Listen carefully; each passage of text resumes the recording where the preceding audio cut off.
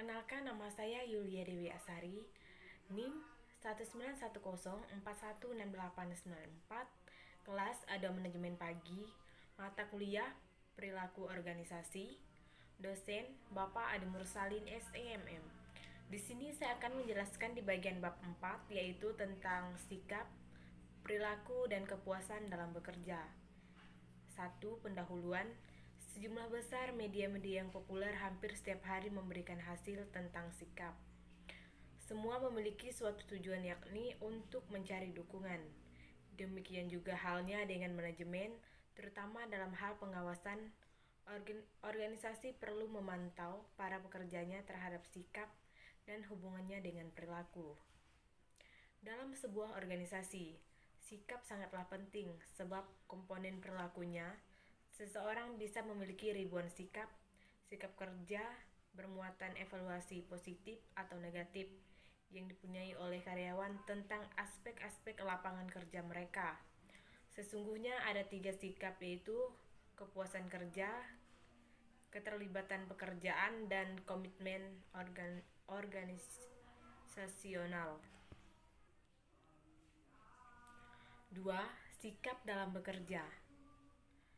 Para ahli telah menyepakati bahwa setiap sikap dapat terbentuk karena adanya pengaruh dan peranan pembawaan dan lingkungan yang keduanya mempunyai fungsi yang sama. Hal ini berarti bahwa sikap tidak dibawa sejak manusia dilahirkan. Sikap adalah keteraturan perasaan dan pikiran seseorang dan kecenderungan terhadap aspek lingkungannya.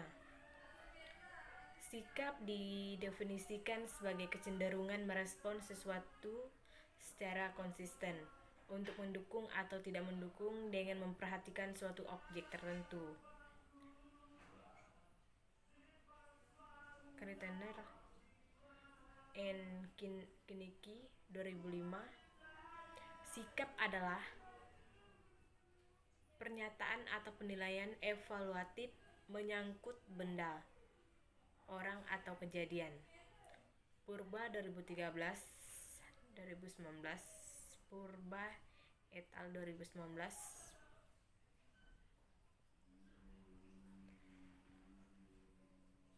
Di sini terdapat jenis-jenis sikap, ada 3, yakni yang pertama job satisfaction, yaitu sikap yang menentukan kepuasan seseorang terhadap pekerjaannya. Yang kedua, job involvement, yakni sikap yang menggambarkan sampai sejauh mana partisipasi aktif karyawan terhadap pekerjaannya.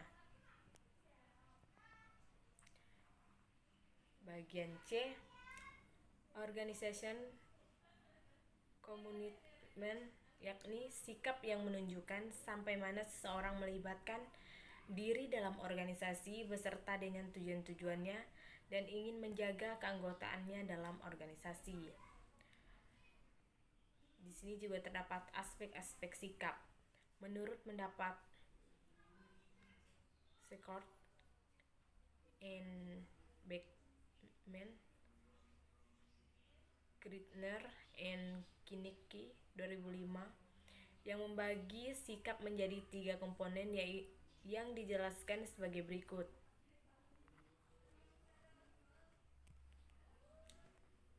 A.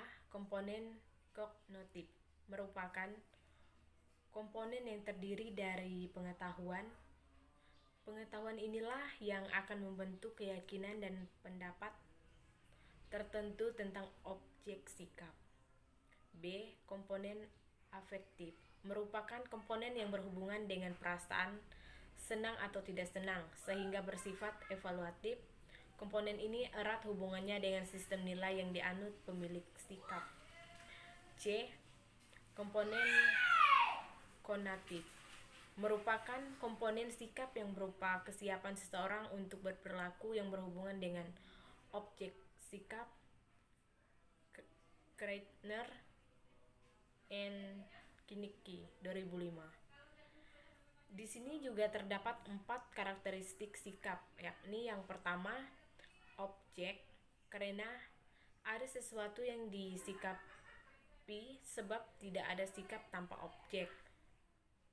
Yang kedua, mengaruh karena setiap objek ada arahnya, maka sikap mengarah kepada objek yang disikapi.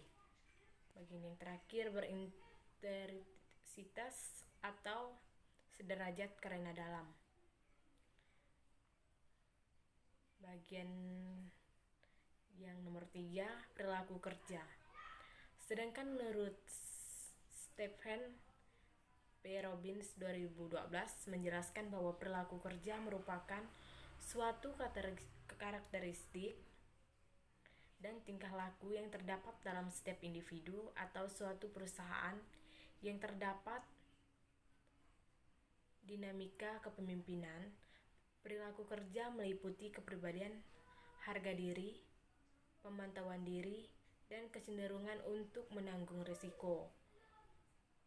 Menurut Sinamo Watbon 2005 dalam Tahir 2014D, ada 8 paradigma perilaku kerja utama yang sanggup menjadi basis keberhasilan baik tingkat pribadi, organisasional maupun sosial, yaitu yang pertama, bekerja tulus, yang kedua,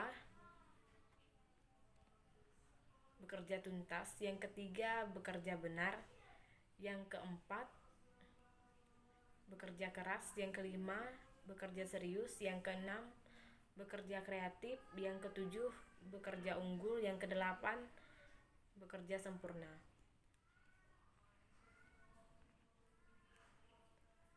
Berdasarkan uraian-uraian tersebut, dapat disimpulkan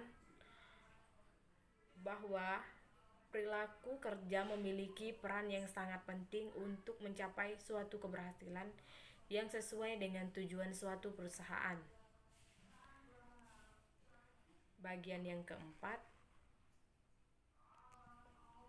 faktor-faktor yang memengaruhi perilaku kerja.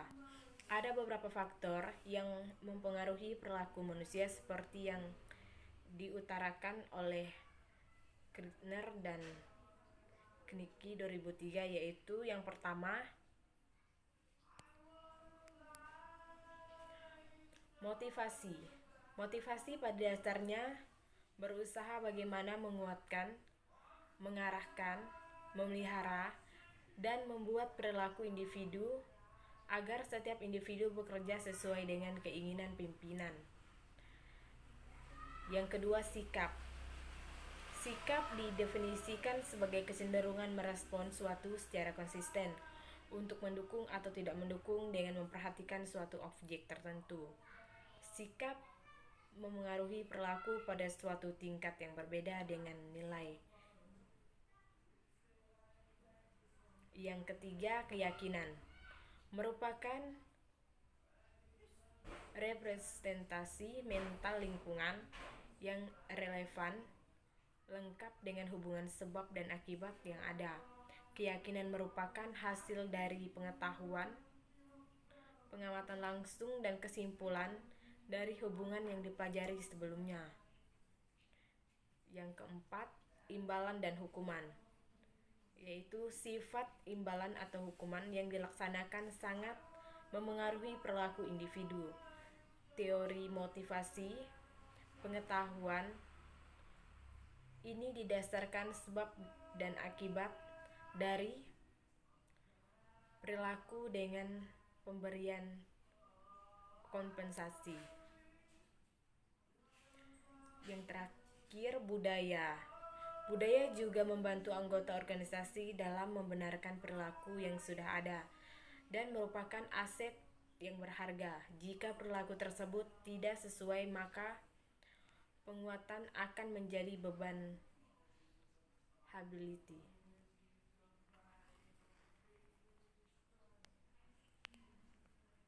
Yang kelima, kepuasan kerja. Beberapa ahli manajemen sepakat bahwa kepuasan kerja adalah suatu efektivitas atau respon emosional terhadap berbagai aspek pekerjaan. Definisi ini berarti bahwa kepuasan kerja bukanlah suatu konsep tunggal, sebaliknya, seseorang dapat relatif puas dengan salah satu atau lebih aspek yang lainnya.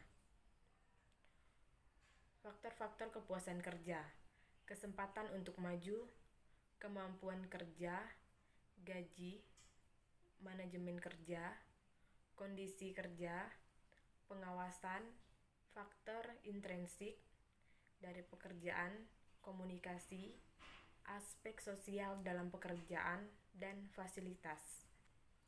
6. Beberapa korelasi kepuasan dalam bekerja: motivasi, keterlibatan dalam pekerjaan, perilaku sebagai anggota organisasi yang baik, komitmen organisasi, ketidakhadiran, berhentinya karyawan, dan stres yang dirasakan.